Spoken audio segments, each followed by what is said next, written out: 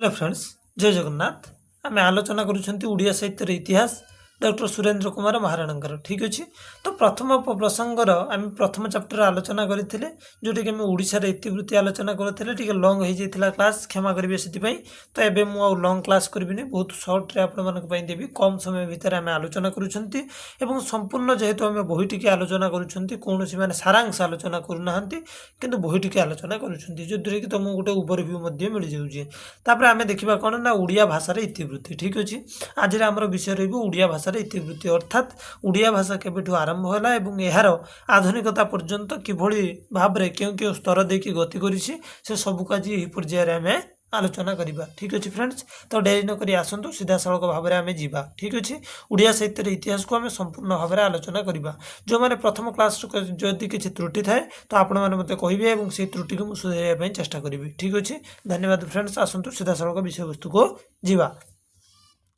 देखु आमको से कौन दे बहुत सुंदर भाव में सुरेंद्र कुमार महाराणा देपर ये जो बहीटी रहा ये सब प्रकार ओडिया ऑल कॉम्पिटिटिव एग्जाम तो से आपने ये बहीटी ध्यान सहकार देखु क्लास और बही जदि पाखे अच्छा पढ़ु बुझेवा दायित्व मोर ठीक अच्छे। देख आम देखुं ओडिया भाषार इतिवृत्ति अर्थात आम जिते भाषा आम जेहेतु ओडिया साहित्य नहीं पढ़ुं तो ओडिया भाषा विषय भी आमर किसी ज्ञान रहा दरकार। ओडिया भाषा केउंटी जन्म है और किपरि भाव में जन्म है ये वर्तमान जो भाई ओडिया भाषार रूप अच्छी तार प्राचीनतार कौ प्रकार रूप थिला ताको आमे देखिबा ठीक अच्छे। देख भाषा हेउछि मानव जातिर प्राण केन्द्र ठीक अच्छे। कहीं ना भाषा विहुने आम कौन पशु सहित आम समान। प्रत्येक जाति निकट में मातृभूमि आ मातृभाषा को नहीं गर्वित हूँ जिते जाति होती फ्रांस हूँ जर्मनी हूँ कि ब्रिटेन हूँ कि जेकोसी देश को जाओ कि जापानी हूँ से कौन करते ना निजर मातृभूमि और मातृभाषा को नहीं गर्वित कहते। आम भी उदाहरण आम भारत को नहीं पारिबा। आम ओडिया मानक पई ओडिया भाषा बहुत महान। जो जातिर भाषा जिते उन्नत और व्यापक से जाति पृथ्वीर से उन्नत जाति भाव में सम्मानित होता है। केमिति ना देख जो जातिर भाषा जिते उन्नत मन करा इंग्लीश भाषा सबुठ आम कौन कर उन्नत जाति देख सी भाषा बहुत पृथ्वीर आड़े विक्षिप्त भाषा बोलिकी समस्ते कौन कर इंटरनेशनल लैंग्वेज रूप से परिणत होगी से जाति से उन्नत कहीं भाषाटा सबुआड़े चल प्रचल चली। तेणु भाषा अर्थ भावबोधक शब्द भाषार अर्थ कौन ना भावबोधक शब्द भाषा आम कौन करती मन कर मुझे तुमको किसी कहूँ ये गोटे शब्द ये शब्द कौन ना तुमको किसी बुझे पारुवा किसी शब्द ठीक अच्छे। या द्वारा जड़े निजर भाव अन्य को बुझाई पारे निज भाव को अन्य जन को प्रत्येक प्राणी पशु पक्षी भावबोधक शब्द स्वर सृष्टि करती समस्ते कौन करती किसी भावबोधक शब्द सृष्टि करती। पशुपक्षी मानक भी भाषा अच्छी से भाषा कथबार्ता करुँच किंतु मनुष्य समेत प्रत्येक प्राणीर जे भाषा अच्छी एथरू ताहा प्रमाणित हुए। एणु प्रत्येक पृथ्वी सृष्टि होता प्रत्येक जीवजंतुर भाषा अच्छी ठीक अच्छे एथरू प्रमाणित हुए। तेणु जो शब्द स्वर बा अभिव्यक्ति मध्यम प्राणी मैंने आपणार मनोभाव को स्वजातीय प्राणी निकट में व्यक्त करने को समर्थ होता तार नाम भाषा। भाषार संज्ञा जदि किए पचारती तुम कौन कह ना जो शब्द जेकोसी शब्द बा जो शब्द बा जो स्वर अभिव्यक्ति मध्यम माने वर्णना मध्यम अभिव्यक्ति मध्यम प्राणी माने आपणार मनोभाव स्वजातीय प्राणी निकट में व्यक्त करने को समर्थ होते तार नाम भाषा। यार गोटे एग्जांपल दबा मनकर मुझे कहूँ आपने बुझुंट ओडियार मनकर जड़े इंग्राजी होता तो इंग्राजी श्रेणी जिते व्यक्ति था सी इंग्राजी ही बुझी था कि जड़े फ्रांस भाषा आसी कह तो फ्रांसीस लोक मैंने जो भाया रही फ्रांस लोक से भाषा को बुझीपारे ठीक अच्छे। तो स्वजातीय प्राणी निकट में स्वजातीय भाषा व्यक्त करने को समर्थ होता से शब्द शुणिकी बुझीपारी था बुझीगला ये पर्यटन आगे जा।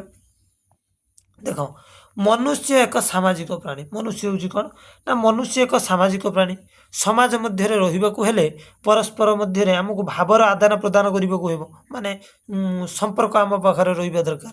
भाव राज्य चिंता राज्य ऐक्य स्थापन करने को हुए आम चिंताधारा आम भाव मध्य कौन रहे ऐक्य माने एक भाव स्थापन करने को पड़ो।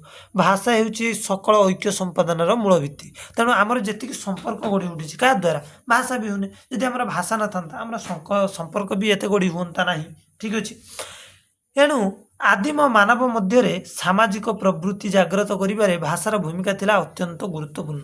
जदि आमर समाज रही समाज गोटे नीति नियम रही समाज गोटे स्तरीकृत भाव में बंधा होकर रही गोटे अदृश्य बंधन में बंधी होती से केवल क्या संभव होती भाषापाई। जदि तुम्हें मैंने समस्ते भाव जदि भाषा न था आम कहार किसी कही न था जदि कहार किसी सहित किसी न कही था संपर्क सृष्टि होंतानी जदि संपर्क सृष्टि न होता तो समाज गठन हो पारि न था। ठीक अच्छे तेणु भाषा ही समाज एक गुरुत्वपूर्ण अंग भाव आम कहीपर। देख भाषार सहायतार आदिम मानवर सामाजिक प्रवृत्तिर प्रथम अंकुरोदम केवल हो नाला भाषा द्वारा यह दृढ़ीकृत जदि आम आदिम समाज को जीवा तो ये समाजर गठन से भाषारू ही सृष्टि होता। देख आदि मानव प्रथमे अंगभंगी बा इंगित द्वारा अन्य निकट में निजर मनोभाव को व्यक्त करुला। आदि मानव जो जन्म है आदि मानव जो सभ्यता चली से तो कथा कह जान से कौन करते ना अंगभंगी और इंगित मध्यम ठार मध्यम निजर मनोभाव को प्रकाश करुले। ठीक अच्छे केमी ना से गोटे चित्र काटी देते कि कहीदे केमी ना ठार कहीदे। ठीक अच्छे मात्र यह द्वारा तार समस्त भाव अभिव्यक्त हो पारा ना। तेणु भाषा से चित्र बा ठार मध्यम अंगभंगी मध्यम जिते निजर मनोभाव को प्रकाश करते चाहिला किंतु सबकि प्रकाश करला ना। तेणु कौन कला ना अन्य निकट में निजक अधिक स्पष्ट करने से सचेष्ट है अर्थात केमी निजक अन्य जन आगे एक्सप्रेस कर निजर सब कथा व्यक्त करने से चेष्टा कला जहाद्वारा कि फलत बाचिक भाषार सूत्रपात है जार परिणाम स्वरूप तांकर प्रचेष्टा माने आदि मानवर प्रचेष्टा वर्तमान भाषा रूप में परिणत होगला। यह माध्यम मनुष्य निजर सुख दुख अभाव अभियोग आवेग इत्यादि अन्य आगे प्रकाश करने को समर्थ है। समय क्रमे अधिक सभ्य और शिक्षित होगा संगे संगे भाषार उन्नति साधना करने निमंते चेष्टित है।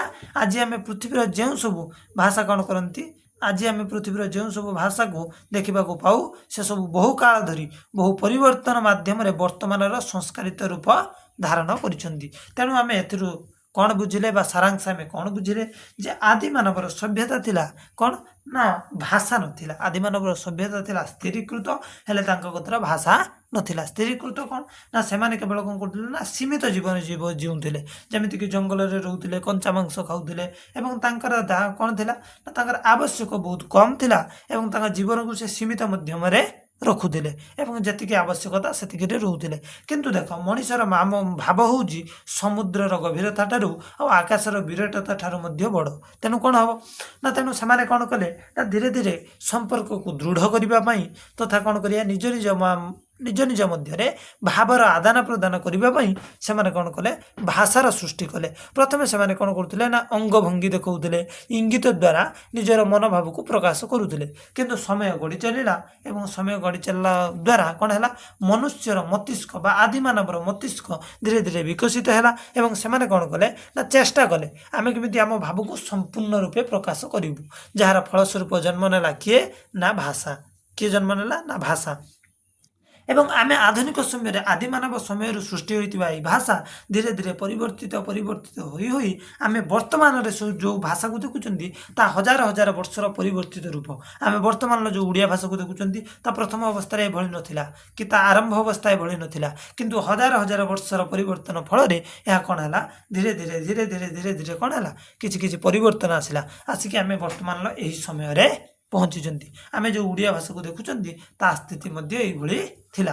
ता उड़िया भाषार जन्म किभली है आम ताको जानिबा पूर्व आमको जानवा पड़ो जे भारतीय आर्य भाषा कौन कहीं मु तुमको गोटे कथा कहूँ शुण उड़िया भाषा बा आम जी भाषा देखुं यार जनक हूँ किए संस्कृत भाषा। ठीक अच्छे ऑल इंडियन लैंग्वेज जी रहा बा सब भारतीय भाषार जननी हिसाब से आम संस्कृत भाषा को ग्रहण करूँ। तेणु आस प्रथम आम देखी ना जे संस्कृत भाषा भारतीय आर्य हूँ कौन ना भारतीय आर्य मान द्वारा कथित होता भाषा वेदर भाषा को आर्य भाषा कहुए माने जो भाषा रे वेद रचना करा जायतिला ताको आमे कोन कहंती भारतीय आर्य भाषा एवं सेही भाषा ही धीरे धीरे परिवर्तित रूप धारण करी उड़िया भाषा सृष्टि है।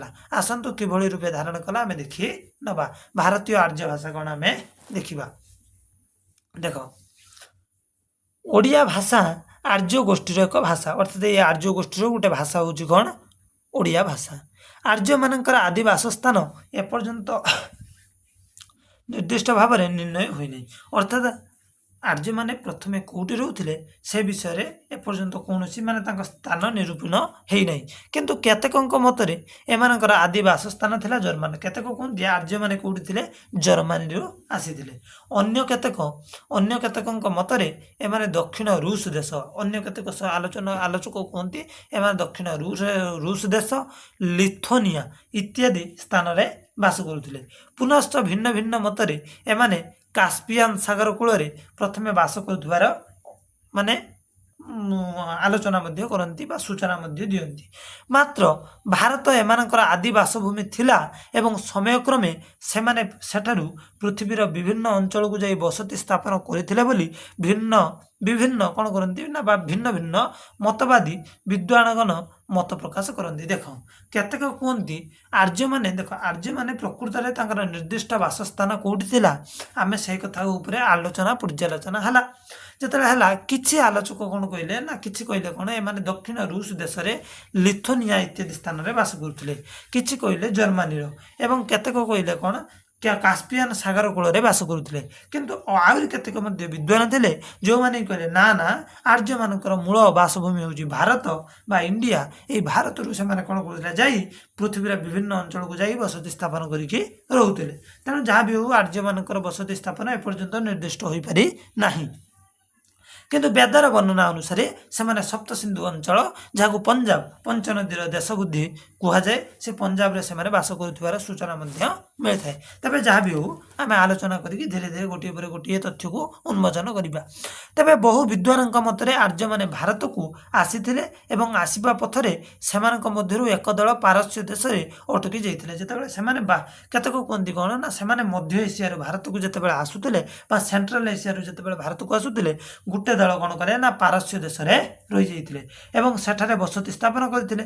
ଭାରତରେ ପହଞ୍ଚି ପଞ୍ଚନଦୀ ଅଞ୍ଚଳ ବା ପଞ୍ଜାବକୁ ସେମାନଙ୍କର ପ୍ରଥମ ବାସସ୍ଥାନ ରୂପେ ବାଛି ନେଇଥିଲେ। ପଞ୍ଚନଦୀର ଦେଶ ବା ସପ୍ତସିନ୍ଧୁ ଅଞ୍ଚଳ ହେଉଛି ପଞ୍ଜାବ, ତ ସେଇଠି ହିଁ ସେମାନେ ପ୍ରଥମେ ବାସ କରିଥିଲେ। ଏବଂ ଆର୍ଯ୍ୟମାନଙ୍କର ଆଗମନ ପୂର୍ବରୁ ଅର୍ଥାତ୍ ଦେଖ ଆମେ ଜାଣିଲେ ସେଣ୍ଟ୍ରାଲ ଏସିଆ ବା ମଧ୍ୟ ଏସିଆରୁ ସିନା ଆର୍ଯ୍ୟମାନେ ଆମ ଭାରତକୁ ଆଗମନ କରିଥିଲେ, ଠିକ୍ ଅଛି ଆମେ ବୁଝିଲେ, କିନ୍ତୁ ତା ପୂର୍ବରୁ ଆମ ଭାରତରେ କେଉଁମାନେ ବାସ କରୁଥିଲେ ଆମେ ତାକୁ ଟିକେ ଦେଖିବା। ଆର୍ଯ୍ୟମାନଙ୍କ ଆଗମନ ପୂର୍ବରୁ କ'ଣ ଥିଲା ନା ଭାରତରେ ଆଦିବାସୀର ପ୍ରକୃତ ଅର୍ଥ ହେଉଛି ଆଦିବାସୀ ଅଧିବାସୀ ଅର୍ଥାତ୍ କ'ଣ ନା ଭାରତର ଯିଏ ଆଦି ଅର୍ଥାତ୍ ଯିଏ ମୂଳଠୁ ରହିଛି, ଆଦି ମାନେ କ'ଣ ପ୍ରଥମରୁ ହିଁ ରହିଥିଲେ କିଏ, ତ ଆର୍ଯ୍ୟମାନଙ୍କ ଭାରତ ଆସିବା ପୂର୍ବରୁ ଭାରତ ବର୍ଷରେ ଆଦିବାସୀ ବା ଦ୍ରାବିଡ଼ ମାନେ ବାସ କରୁଥିଲେ। ଦେଖ ଆର୍ଯ୍ୟମାନଙ୍କର ଆଗମନ ପୂର୍ବରୁ ଦ୍ରାବିଡ଼ ମାନେ ଆମ ଭାରତରେ କ'ଣ କରୁଥିଲେ ନା ବସବାସ କରୁଥିଲେ, ଦ୍ରାବିଡ଼ ଓ ଆଦିବାସୀ ମାନେ ବସବାସ କରୁଥିଲେ। ଏମାନେ ଅନାର୍ଯ୍ୟ ବା ଦାସ ଭାବରେ ପରିଚିତ ଥିଲେ। ଏମାନେ କ'ଣ ଥିଲେ ଅନାର୍ଯ୍ୟ ବା ଦାସ ଭାବରେ ପରିଚିତ ଥିଲେ। ଆର୍ଯ୍ୟ ଓ ଅନାର୍ଯ୍ୟମାନଙ୍କର ସର୍ବଦା ସଂଘର୍ଷ ଲାଗି ରହୁଥିଲା, ପରସ୍ପର ମଧ୍ୟରେ ଯୁଦ୍ଧ ଲାଗିକି ରହୁଥିଲା। କିନ୍ତୁ ଫଳରେ ଆର୍ଯ୍ୟମାନେ ବହୁ କାଳ ଧରି ଭାରତର ଦକ୍ଷିଣ ଦିଗକୁ ଅଗ୍ରସର ହୋଇ ନପାରି ପଞ୍ଜାବ ଓ ଗାଙ୍ଗେୟ ଉପତ୍ୟକାରେ ସ୍ଥିର ହୋଇ ରହିଥିଲେ।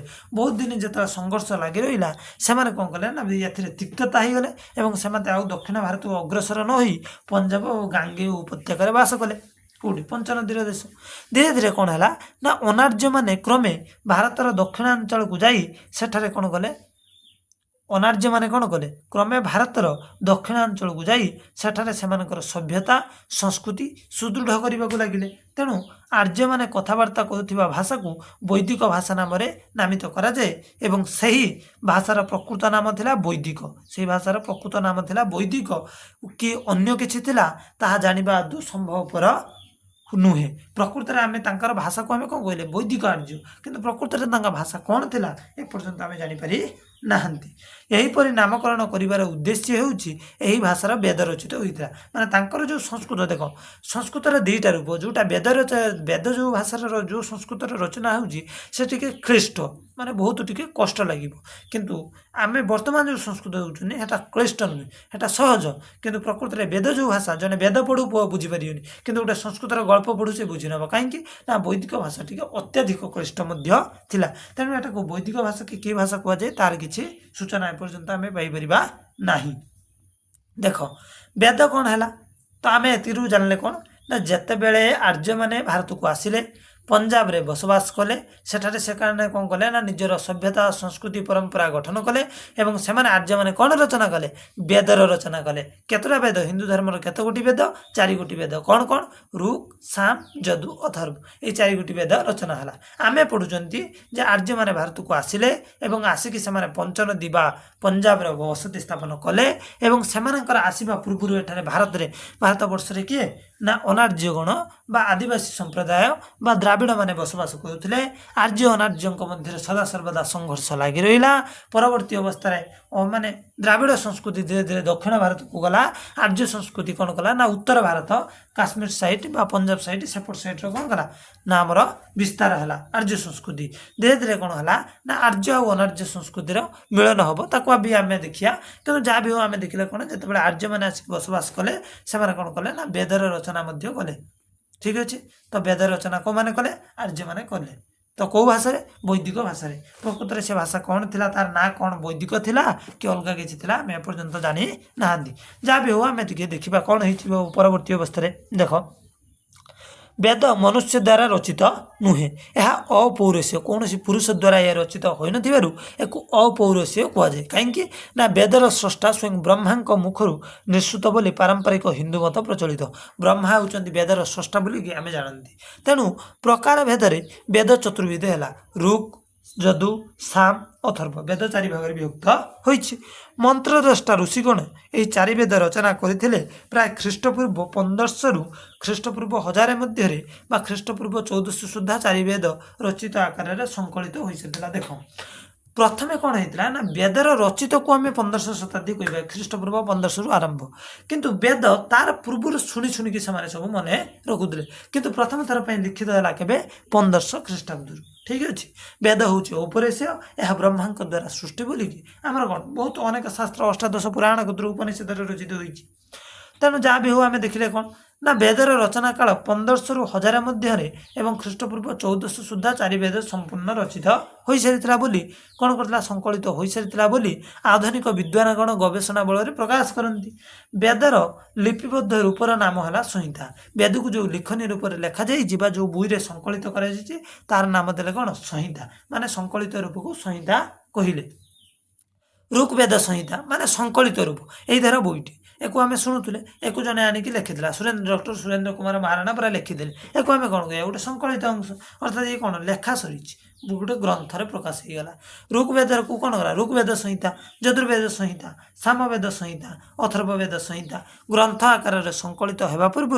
लोके वेद को शुणी शुणी मन रखुवर एक श्रुति बोली कहुए देख वेदर जिते लिखित हवा आगु लोक मैंने एक ब्राह्मण मैंने विशेषकर शुणी शुणी मन रखुले तेणु कौन कर एक श्रुति बोली कहगला ठीक अच्छे तो आगू जावा आपण मैंने एतिक पर्यंत जापारे सारांश कौन पाइले ना वेद हूँ अपौरुषीय यह ब्रह्मा सृष्टि होता वेद 4 भाग वेदर एक समस्ते कौन करुले ना मंत्रद्रष्टा ऋषिगण शुणी शुणी कौन करते बहुत पूर्व शुणी शुणी मन रखुले किंतु जो मैंने मंत्रद्रष्टा ऋषिगण से कौन कले ना वेद को प्रथम थर पर लेखिया आरंभ कले एवं ख्रीष्टपूर्व 1500 रु ख्रीष्टपूर्व 500 मध्य संपूर्ण वेद कौन होता रचित हो सारी तुम्हें जब +2 इतिहास बही के पढ़ सेकेंड इयर तुम्हें मैंने जापर ठीक अच्छे +2 द्वितीय वर्षर भारतर इतिहास जदि कहीं पढ़ तो विशेष भाव में ज्ञान थी ठीक अच्छे एवं जो मैंने भी जान आम धीरे धीरे इतिहास आलोचना करवा कौन वैदिक सभ्यता ताको देखा ठीक अच्छे तो मैंने चिंता कर कौन कारण ना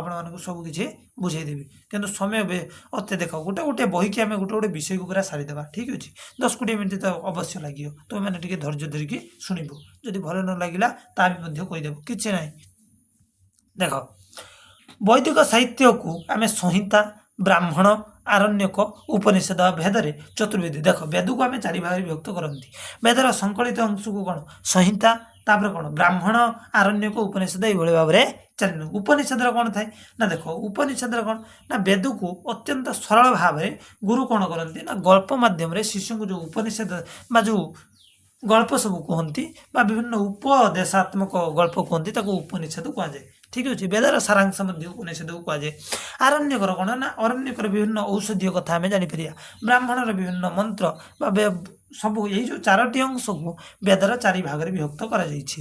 ସଂହିତା ହେଲା ସଂକଳିତ ଅଂଶ, ବ୍ରାହ୍ମଣରେ ରହିଛି କ'ଣ ବିଭିନ୍ନ ମନ୍ତ୍ର, ତାର କ'ଣରେ ମନ୍ତ୍ର ସହିତ ବିଭିନ୍ନ ସବୁ ଅନୁବାଦ ମଧ୍ୟ ରହିଛି। ତାପରେ ଆରଣ୍ୟକର ରହିଛି ଔଷଧୀୟ ଗଛ ବା ଅରଣ୍ୟ ସମ୍ପର୍କରେ ବିଭିନ୍ନ ତଥ୍ୟ।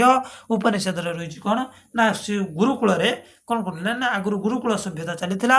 ଗୁରୁଙ୍କ ପାଖକୁ ଶିଷ୍ୟମାନେ ଯାଉଥିଲେ ଏବଂ ଗୁରୁ ମଧ୍ୟ ସେମାନଙ୍କୁ କ'ଣ କରୁଥିଲେ ବିଭିନ୍ନ ଉପଦେଶ ଦେଉଥିଲେ, ବିଭିନ୍ନ ଗଳ୍ପ କହୁଥିଲେ। ସେଇ ଗଳ୍ପକୁ ଆମେ କ'ଣ କଲେ ନା ଉପନିଷଦ ନାମରେ ମଧ୍ୟ ନାମିତ କଲେ। କେବେ ଉପନିଷଦ ପଢ଼ିବ ବା ହିନ୍ଦୁ ଧର୍ମରେ 108 ଉପନିଷଦ ଅଛି, ତ ତାକୁ ସବୁ ପଢ଼। ତାଙ୍କ ଭିତରେ ବୃହାଦକାର ଉପନିଷଦ ସବୁଠାରୁ ବଡ଼, ଏଟାକି ମଧ୍ୟ ମନେ ରଖିବ। ଠିକ୍ ଅଛି, ଦେଖ ଆମେ ଆଗକୁ ଯିବା। ବୈଦିକ ସାହିତ୍ୟ କ'ଣ ହେଇଥିଲା ନା ସଂହିତା, ବ୍ରାହ୍ମଣ, ଆରଣ୍ୟକ, ଉପନିଷଦ ଭେଦରେ ଚତୁର୍ବିଧ ଭାବରେ 4 ଭାଗରେ ବିଭକ୍ତ ହୋଇଥିଲା। ଏବଂ ବୈଦିକ ସାହିତ୍ୟରେ ଦେଖ ବେଦ 4 ଭାଗରେ ବିଭକ୍ତ ଏବଂ ବେଦକୁ 4 ଭାଗରେ ବିଭକ୍ତ କରାଯାଇଛି। ଠିକ୍ ଅଛି, ପ୍ରତ୍ୟେକ ବେଦକୁ 4 ଭାଗରେ ବ୍ରାହ୍ମଣ, ଆରଣ୍ୟକ, ଉପନିଷଦ ଭାବରେ କରାଯାଇଛି। ଠିକ୍ ଅଛି, ବୈଦିକ ସାହିତ୍ୟର ସମୟସୀମା ଆମେ ଖ୍ରୀଷ୍ଟପୂର୍ବ 500ରୁ ଖ୍ରୀଷ୍ଟପୂର୍ବ 600 ମଧ୍ୟରେ ରଖିଛୁ। ଆମେ ବୈଦିକ ଅର୍ଥାତ୍ କେଉଁ ସମୟରୁ ଆରମ୍ଭ ହୋଇକି କେଉଁ ସମୟରେ ଲେଖା ସରିଥିଲା ବା କେଉଁ ସମୟରେ ବୈଦିକ କାଳ ଚାଲିଥିଲା। ଠିକ୍ ଅଛି, 1500ରୁ ଆରମ୍ଭ ହୋଇକି 600 ପର୍ଯ୍ୟନ୍ତ ଚାଲିଥିଲା ଖ୍ରୀଷ୍ଟପୂର୍ବ। BC AD ଦେଖ, ଖ୍ରୀଷ୍ଟପୂର୍ବ ମାନେ କ'ଣ ନା ଖ୍ରୀଷ୍ଟ ଜନ୍ମ ହେବାର ପୂର୍ବବର୍ତ୍ତୀ, ଖ୍ରୀଷ୍ଟାବ୍ଦ ଅର୍ଥାତ୍ ଖ୍ରୀଷ୍ଟ ଜନ୍ମ ହେବାର ପରବର୍ତ୍ତୀ। ଠିକ୍ ଅଛି, ୟାକୁ କୁହନ୍ତି BC, B ଫର୍ ଖ୍ରାଇଷ୍ଟ, ୟାକୁ କୁହନ୍ତି AD, ଏନୋ ଡୋମିନା। ଠିକ୍ ଅଛି, ଏନୋ ଡୋମିନା ଯାହା ବି କହିପାରିବ ତୁମେ। ଠିକ୍ ଅଛି, ମନେକର ଏଇଟା ହେଲା 1 ବା 0, ଏଇଠି ଯୀଶୁ ଖ୍ରୀଷ୍ଟ ଜନ୍ମ ହେଲେ 1 2 3 4 5 6 7 ଏମିତି ଆସି 2024। ତ ୟା ପୂର୍ବକୁ ଯଦି ଯିବା ଖ୍ରୀଷ୍ଟପୂର୍ବ 200, ଖ୍ରୀଷ୍ଟପୂର୍ବ 100, ଖ୍ରୀଷ୍ଟପୂର୍ବ 50, ଖ୍ରୀଷ୍ଟପୂର୍ବ 40, ଏରମ ଚାଲ। ଠିକ୍ ଅଛି, ବୁଝିହେଉଛି ଆପଣମାନେ। ଦେଖ, ତ ଋଗ୍ବେଦର ଭାଷା ଠାରୁ ଉପନିଷଦର ଭାଷା ଟିକେ କ'ଣ ଅବାର୍ଚ୍ଛିନ୍ନ, ମାନେ ଟିକେ ସହଜ।